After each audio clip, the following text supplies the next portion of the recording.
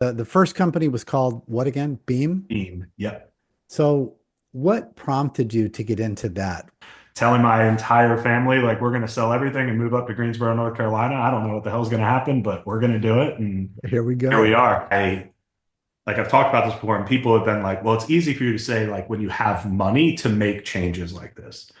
And, it's one of those things to, like, for me, it was like, you know, I've had the amount of money that I could have left my job since I was 25 years old.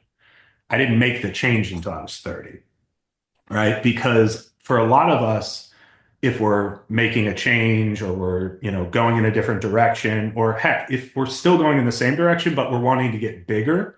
Welcome to the Outsourcing Blueprint, where scaling your business gets smarter, not harder. Hosted by Scott Smith, an outsourcing expert with over 20 years of global experience. From India to Alaska to South Africa, Scott's passion for people drives his mission to help you build powerhouse teams created for success. Grab your coffee, your boldest dreams, and your blueprint. It's time to build the business you've always wanted. Let's go. All right, everybody, welcome to the Outsourcing Blueprint. I'm your host, Scott Smith, and today I'm super excited. We have Ned Arick with us today. Ned, how are you? I'm doing phenomenal. How are you? I am better than I probably have the right to be. Good. Is That's weird. all. But Awesome place to be, man. You dude, know what? I will take that because, if it allows me to be better than anyone else in the rest of the world, then It's I a think I'm win. really getting what I deserve. Yeah, exactly. It's a win, man. So Ned, I do appreciate you taking time with me today. You are the Chief Revenue Officer at Attyx, right? I am. Yeah. Perfect. And how's that going? Amazing. It's just a really fun gig. My business partner and I started a company called Beam. What is this now? 2021. So 3.5 years ago, we'll call it. We built it out, and little did we know that private equity was booming in the home services space. And 18 months later, here we are getting rolled up into a larger company, and was able to take on the chief revenue officer role of the bigger company, and super blessed. And it's fun. It's such a transactional sale, and everything's quick, everything's moving. One day we're focused on the number of leads. The next day we're focused on conversions. Honestly, that's like every hour. But it's definitely been the funnest gig of my life, just starting a home services company, getting acquired, and now running a $200 million home services company. So That's magnificent. That feels a little bit like, not only it's more than just being in the right place at the right time, yeah, right? It sounds like you recognized a need, found an opportunity, and then when a bigger opportunity came knocking, you were ready for it. yeah, yeah. I think the biggest thing, like from my perspective, I come from tech. Right. I early on in my career, first sales hire, been the first sales leader hire, done a lot of just building systems, process structure, strategy. And when I decided to leave consulting, and it was technology consulting, when I decided to leave consulting early stage startups and do this, I did what I knew how to do, which was scale a tech startup. And, that's really what we did. We built it exactly like I would have if we were, putting some app together. And I think it was awesome because obviously when private equity comes to the table, they're expecting to see systems. They're expecting to see repeatable process, predictable revenue. They're expecting to see these things. And we were able to show that very quickly, and was really lucky to have some really cool guys on our side, really smart guys on our side that knew how to make sure we were profitable. Because I came from tech, and profitability back in the day wasn't number one. So they were like, no, we got to make money. So that was cool. Yeah, and they have a point, Yeah, I right? think so. Cash Yeah, is king. That's what they say. So cash is king. That's absolutely true. Well, that's awesome. And what a great story. And so I have to take just a step back. So the first company was called what again? Beam? Team. Yep. So what prompted you to get into that? I mean, you said you were in tech. Yeah. Yeah. I was the head of growth at a sales enablement consulting firm. Ran just my job was to take any of the companies that either they invested in on their venture capital side or anyone that needed consulting and build out the strategy system, staff, and skills for those organizations. And what's wild is I was on path to actually be a managing director at that company. And I was traveling a lot, working a ton, and a buddy of mine called me. His name's Alex Martinson, and he was starting this HVAC solar company in Greensboro, North Carolina. And to give you some perspective, I'm the head of growth at Closed Loop, very successful consulting firm, doing my dream job that like the day that I became an SDR was like, I want to get into consulting and investing, and I'm going to work my tail off to go get there. I'm doing it. And I get this call. I'm living in Atlantic Beach, Florida, uh, literally less than a block from the water and loving life. And he calls me up, goes, "Hey, I'm thinking about starting this thing. Come up, let's have a conversation. You know, I know how to sell, you know how to build businesses. Let's see if there's synergy." And for some reason, I just like got on a plane, flew to Greensboro, North Carolina, and by the time we finished that weekend, I was, putting in my 2 weeks at Closed Loop and telling my entire family, like, we're going to sell everything and move up to Greensboro, North Carolina. I don't know what the hell's going to happen, but we're going to do it. And Here we here we go. are. Wow. And no regrets. I mean, looking back, you all the right moves. Yeah. I think the way that we built Beam initially, we didn't necessarily build it to sell, right? We built it because Alex, he and I are very close, but he has definitely been a mentor to me with how to compartmentalize family and work and all of these, things in our lives. And so for me, I did a lot of that move to really build a life on my terms. Yeah. I think a lot of times at least in my walk, it was really easy for me to go down a path that maybe wasn't exactly what I was meant to go do, but I was really good at it. I made a lot of money. I did really good things. And it was like, I'm not going to go and try to build a life on my terms because this life on other people's terms is making me a ton of money. I have a lot of the things that I've always wanted in my life. And so when I went to Beam, it really was a matter of, hey, be very intentional about how we build this and how we want our families integrated into it and how we want our spiritual walk and our physical health and things of that nature to be ingrained in the business side. And so definitely no regrets. And, selling it was icing on the cake. And, here we are. Absolutely. Something that you just said just kind of prompted me. So, and I am sure this is me manifesting in one way, shape, or form. But a lot of people, Ned, that are going to hear this interview, they're people that, they're trading their time for money and for meeting their immediate need. Yeah, And I mean, inherently, there's nothing wrong with that. Everybody needs what they for need, sure. and it's fine. But one of the things that inspires me about you, and I've noticed this in how you post on LinkedIn. And, I mean, I commented on something this morning that you said, like, I'm going to have a whole wall full of Ned quotes, right? Because the things that you post resonate with me. And I don't know if it's because I have a lot of the same attitude about things that you have, Yeah. and we see things in the same way. We talked a little bit earlier before we started recording about our perspective on family and the priority in our relationships. And so I feel like we're very aligned. And, when we spoke the first time, I left saying, I was in Florida over the holidays and I decided that manatees were my spirit animal, but now I think that Ned is my new spirit animal, right? So, Good. but so I I will love say that. manatees are pretty dope as a spirit animal, Oh, though. dude. Be Oh, real. absolutely. Absolutely. Yeah. It's a tall order to overcome that. 100%. So I Yeah. appreciate it. Yeah. No. But I love the focus and I love the things that, that you're talking about.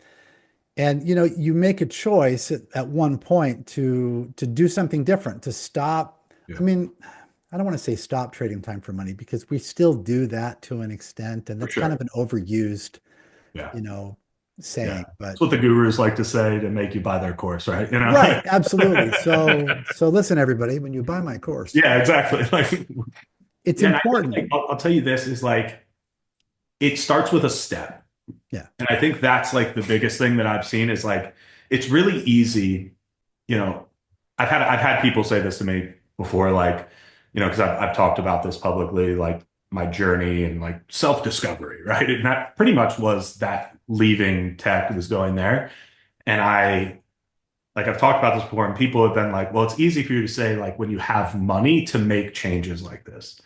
And, it's one of those things to, like, for me, it was like, you know, I've had the amount of money that I could have left my job since I was 25 years old. I didn't make the change until I was 30, right? Because for a lot of us, if we're making a change or we're, going in a different direction, or heck, if we're still going in the same direction, but we're wanting to get bigger, right? In some aspect of our life, it's like that 100th step, that end goal looks so blurry from the starting line. Right. And I think that's what makes it scary because as human beings, we need certainty. So uncertainty is like, I'm going to stay where I'm comfortable. I'm Yep. going to stay where I know that I have stability. And what I would say is like anyone listening to this that is going like, kind of feeling that like tugging on their heart of like, I don't want to be here anymore. Like, I want to get from where I am to where I'm meant to be is just take the first step because when you take the first step, the second step becomes clearer, and then the third step, and then the fourth step. And what I found in my walk is like, once I'm at that second step, I need to take that third step to see what happens. And then I need to take the fourth step, and then the fifth. And then you look back and you're like, well, shoot, I'm at step 120 and look at how awesome everything is. Look at this life that I'm living. Look at my family life, my spiritual walk, my relationship with my kids and my wife and things like that. Right. And it's like because you're intentional about the step and the place that you're going, but it's not like this big move. It's like not burn everything, burn the ships. I kind of did. We sold everything, moved to Greensboro, but don't listen to that. Like that was just one step. Like I mean, there's something to burn the ships, right? yeah, But at the same time, you get to step 120 and you look back and you realize, well, I was trying to shoot for step 100 and now I'm even beyond that. exactly. Wow. And I couldn't see exactly how I was going to get there. And that's a big manifestation principle. Don't worry about how you're going to get there, Yeah. but just see yourself there, be there and not to go too Neville Goddard, to go too deep, right? So, but to truly feel what it feels like to be in that spot. Yeah. Well, Dr. Benjamin Hardy, I don't know if you've heard of him. If you haven't, read every single one of his books 27 times. Okay. Um, but Dr. Hardy actually is a close friend of my business partner, Alex Martinson. Got to have conversations with him. He's been amazing, just kind of like in both of our lives. One of his things, he has a book called Be Your Future Self Now. And it's literally all about the science of what you were just talking about. And what I like about Dr. Hardy is he's very practical and tactical with kind of what could seem to some people as woo woo, right? It's like he's talking about what's in the movie, The Secret or the book, right? Right. He's talking about that, but he's talking about it from an organizational and behavioral psychological perspective. And it's like it allows for people that would close off to some of that manifestation talk to go, oh, okay, cool. So I just have to like act as if I already have this thing and feel like you're saying the same thing. But I think the way Dr. Hardy does it really well is he talks about setting these impossible goals Yeah. and these goals that really push you out of your comfort zone to the place that you have to act as someone else because the things that you do today, the decisions you're making as you are today would never get you to this place. But if I want to go, 10x where I am today, Right. I've got to start to surround myself with different people. I have to start to think differently. I have to start act differently. And it is that be, do, have mentality of like, be the person, do the things, have what that person would get. Right. But yeah, any of your listeners that are in that situation and going like, well, dude, like I need a change, just start with be your future self now and then read 10x is easier than 2x. And honestly, that's your playbook. You know what? I think that is fantastic advice. And so for all 37,000 of you who are listening to this, There we go. uh, this is good advice. So I wrote down Alex Martinson's name and Dr. Benjamin Hardy's name. One, because I want to remember them and look them up and make sure that I can, Yeah. really, yeah. So thank you for sharing that. So, all right. So we are the Outsourcing Blueprint podcast, right? So I Yeah. want to make sure we touch on a couple of important things. And it's fun to me just on a personal level to connect on on the whole manifestation thing, because that's like a thing for me, right? Yeah. So I want to talk a little bit about sales. So when I left my corporate job, about a year and a half ago now, I came into realizing that I wanted to get into consulting. I'm an outsourcing consultant. I help people build teams. They don't have to be offshore teams. I'm an India specialist. I spent 3 years living on the ground just outside of New Delhi and working with teams Yeah. there and, clear down to Trivandrum and over in Chennai and Mumbai and Pune. And I have a huge passion for it and I absolutely love it. But it doesn't have to be there or even in a foreign country. Any work that we send to be done to anybody else, we're Yeah. outsourcing a task, we're outsourcing a role, we're outsourcing whatever it is that we're Yeah. sending. So, how do you see outsourcing fitting into the process of building any kind of a team? I was going to ask about like making a sales team, but it doesn't have to be a sales team. It could be any team. How do you see outsourcing being something that can fit really well into that? Yeah. I think it really is dependent on honestly like what the goal of that team is, right? And so what I've seen work really well, so just for Attyx specifically, what we outsource, Yeah.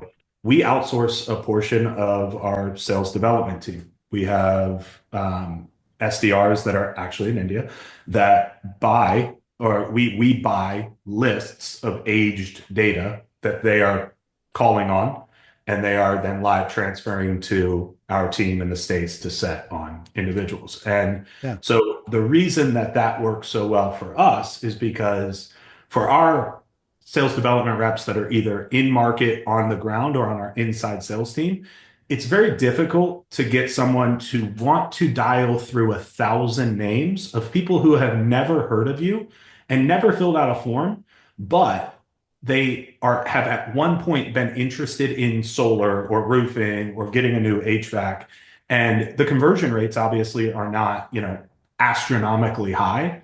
But what it allows us to do is get more work done with, not to sound like our guys are ungrateful, but with people that are grateful for the opportunity every single day to come in and do hard things. And so I think that what I found is that where it's worked really well on the sales front is really outsourcing, the hard tasks as much as that sounds like, our SDRs do hard things, but they don't want to sit on the phone and not get pickups all day, right? They don't want to talk to people that are like, F Absolutely. off. Like, Right. so we outsource that. We also outsource another portion of our sales development team where we actually dial the data that is 30 plus days old, right? We've got a lot of marketing automation and stuff that goes on in the background, but we Right. actually outsource a team. That team is actually in the States, but they're a remote team Yeah. that isn't part of our company that actually dials that data specifically. Same deal. The reason that I look at it that way from what is the goal of the actual department in which you're building is because when it comes to our customer service, we're not outsourcing harder things to our outsourced customer service team. For us, it's so we can have 24/7 access. People can have 24/7 access to us, right? Yeah. Our emergency hotline for our HVAC is outsourced, right? If it's post hours, when we are getting tier three is what we call it, customer service, that doesn't necessarily need as much hand holding, we're outsourcing that, right? And so I think there's different pieces in an organization that it makes sense to outsource. And I think looking at what is the goal that you want to achieve, what is the outcome that you want to have, and from there, a lot of times what you find is if it is, hey, we have guys that don't necessarily want to do this, or we have things that we don't necessarily need to have people in Lehigh, Utah, 24/7 in the office to pick up phones, when someone's AC goes out at 2 a.m. in North Carolina. It just allows us to, really develop and create an organization that it covers everything. And I think that's what I've really enjoyed about outsourcing. And, we outsource content creation, we outsource, a lot of things, because when we look at the end goal, it's like, cool, we've got a smaller, leaner team. We need, people that are helping us out with some of this content, web development, things of that nature, because it allows us to get more things done. You know what? You said there were like 400 nuggets in everything you just said. And I appreciate that. It's going to make the show notes really robust, right? From an outsourcing perspective, because there's so much there, right? You talked about a team of people that love coming in and doing what they do. They're grateful to be able to come in and do that hard stuff, and they're learning and they're growing and they're developing and they're having an opportunity to have an impact Yeah. on your business, on theirs, and for their employer. You talked about outsourcing a whole bunch of other things. Yeah. So again, to everybody, anything that you're not doing yourself that you're paying somebody else to do. So in the simplest terms, right? You go to a drive-through, you go to a fast food restaurant, you're not making dinner yourself, you're outsourcing your dinner to somebody else. So Yeah. we don't have to overcomplicate it, right? Yeah. But so much in business is about creating bandwidth and capacity, and you addressed that. And it's important that we are willing to learn and to tackle those things that are particularly or can be particularly challenging. Yeah. And maybe it makes sense to allow our best, strongest resources to focus on those things that are the most difficult, not like the most work intensive, Yeah. but that require the most focus and the most effort, and then outsource the things that we can to try to free up bandwidth to be able to leave ourselves able to tackle those tasks. Yeah. I tell everyone on my team that my job is very, very simple. My job is to put you in the best possible position to be successful. And so whether that be our marketing team, sales team, customer success team, I do run our outsourced teams as well. Thank God I've got managers, but I manage that. It's what it is my main goal for, our in-house sales development team is to put them in front of people that can buy our stuff. Yep. Right? Plain and simple. My job for the AEs is to have the SDRs trained well enough to put them in homes with people that can buy our stuff. For our customer success team, it is making sure that they have the systems, process, structure in place so that they are giving an exceptional onboarding experience, right? Marketing, same thing. With our outsourced teams, the way that I look at it is my job is to put you all in the best possible position to be successful, which means doing the things that necessarily are AEs, it's not putting them in the best possible position to be successful. And so it creates that bandwidth and that leverage and that time where I know for a fact my AEs, when they talk to a lead that has been set by one of our outsourced sales development reps, I know that is going to be a great opportunity for them because I know that they've sifted through a bunch of crap to get to that gold nugget. And I think that's like our 22-year-old sales development rep sitting in Utah. They're not going to sit through 1,000 names to get to that. And it allows us to keep motivation high. It allows us to keep the morale high on the floor. And if anyone's ever experienced the sales team, and I can say this because I'm a salesperson, but we are weak-minded people. So what happens is when something, if I have 10 calls and they all go terrible, and that 11th call is a great look, I'm probably not closing that deal because in my head, I'm thinking it's going to be like the other 10. And what I Right. found with a lot of these outsourced teams, especially our two sales development teams, is they could care less, couldn't care less. They just literally are like, this is my job. Here's what I'm able to do. Here's what I've been told to do. And okay, so what? This person told me they don't want to talk to me. That's fine. On to the next. Whereas I think a lot of times in our world, in the actual employees, and for better or for worse, I'll say, is they're head cases, right? And I think that's where outsourcing allows us to allow our guys to be head cases and win, but also allow them to, still be supplemented with things that are a little bit harder, so. Yeah. No, absolutely. I think that's great. And, for all you kids sitting in Utah, I believe in you. So, Yeah, we all do, man. so let's shift gears a little bit. You have a podcast launching in February, is that right? I do. Yeah. Talk about that a little bit. Yeah. So I've actually launched a newsletter. It's actually a lot about what we talked about earlier Right? today. It's actually called Meaningful Momentum.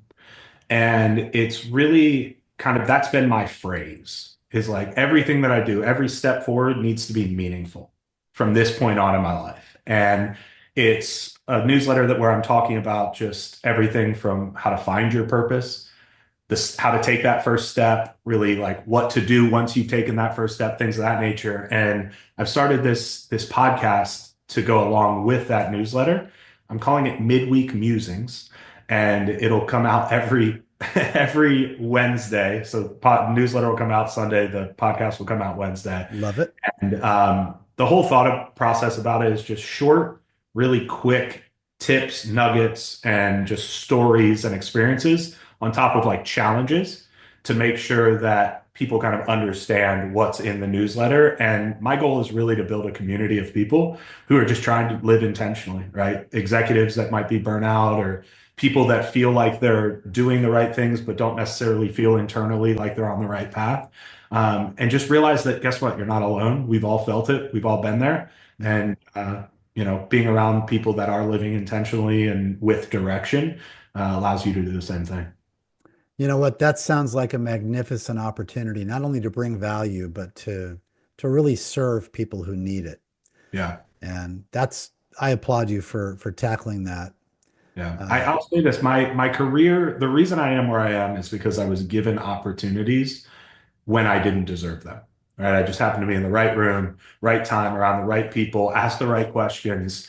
And I've been given time by individuals that, quite honestly could have said no easily, but some 22-year-old kid hit them up and they said yes. And we had coffee and my life, changed forever. And back in 2019, I started a podcast called Bootstrapped Growth. I was bootstrapping a company and just literally gave everyone like the blueprint. Hey, this is what we did today. Here's how we marketed, sold. Here's step by step. Here's the discovery. And I grew that thing pretty massive. Massive for me. It was like 2,500 downloads a week. It wasn't crazy, but it was pretty big. And the biggest thing that I just said when I started that podcast is, you know, I wanted to build something that 22-year-old Ned needed, but I didn't have $10,000 to hire a mentor or anything like that. right. And it's kind of the same thing at this podcast at 32 and with this newsletter is, man, I really wish I had someone in my corner at 25 when I was starting to feel like, man, this money and these things aren't fulfilling me. I wish I had this. And that's really the whole goal of this is to give back and kind of pay it forward from all the people that have helped me throughout my career. You know what, Ned? That's remarkable. And I'll tell you, I similarly have had experiences where I was given opportunities by people who believed in me when I didn't necessarily deserve that. Yeah. And, it was learning to maximize that opportunity. I remember, for example, when I was in India, my first year, there were some massive changes at the company, and a big decision was made about some of the work that had to happen. And my boss, who was the senior vice president that I reported to, called me and asked my opinion. And I gave him my opinion, and he thanked me and moved on. And actually, I don't know if it was because it was my opinion, but he did what I had suggested that we ought to do. Yeah. I always took the credit for that, but I went home and I was talking to my wife at the time, and I told her what happened, and she looked at me and she said, "Please tell me you didn't say I don't know." And I was like, "No, I did not say I don't know," because I knew, and Yeah. I had learned that, if you want a seat at the table, it's okay to use your voice. People do want to hear from you. They want to hear your thoughts. Otherwise, they wouldn't even let you in the room. Exactly. Yeah. So, Yeah. so I'm I excited about tell, the podcast. yeah, I will say, I tell everyone that works with me, and, any of my direct reports can tell you, is like, I do not know everything. I know very little. Let's be real. I know very little. They're all boots on the ground. They're all experiencing things that maybe I'm not. And, I try to be listening to calls and still being in things, but at this level, there are times where, hey, I don't know all of our sales reps, right? So when our VP comes to me and says, hey, we need to change these things in South Carolina because of X, Y, and Z, I listen, right? And I want everyone on my team to feel like they have a voice, because I can't make all the right decisions, right? Like we made a change to the way that we market probably 3 or 4 weeks ago now. And that change came from our weekly meeting that we have with marketing and sales and customer success, where it literally was our sales team talking to our marketing team, talking to our customer success team, talking through messaging and what's happening. And Right. it's like, I want that kind of collaboration inside of my organization, because otherwise it would just be decisions that I make, and that's boring, right? And Well, what do I know?